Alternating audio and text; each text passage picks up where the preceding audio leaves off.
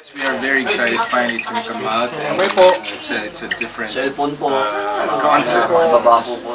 What we sometimes want to see, di ba, para hindi naman hindi expect na guys mapapanood natin. Having said that, Rian, PJ, can you give us an idea what Silong is?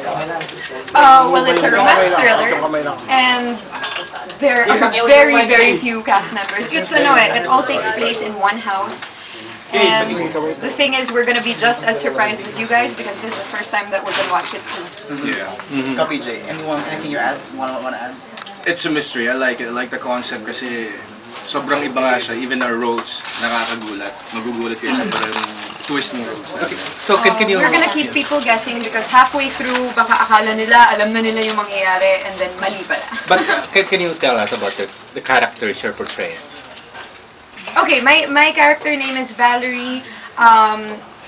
In the start of the film, Miguel will find me crossing the road asking for help, and tutulungan niya ako because wala siyang time to ask questions. And then he'll later on figure out that I'm running from a dark past.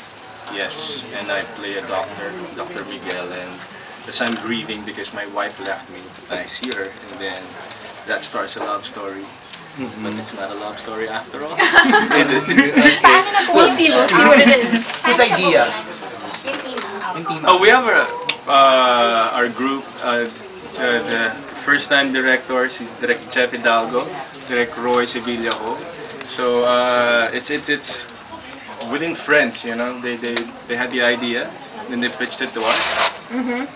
They sent me the script, and 3 or 2 days later, I said, I want to do this movie. How was it working doing so?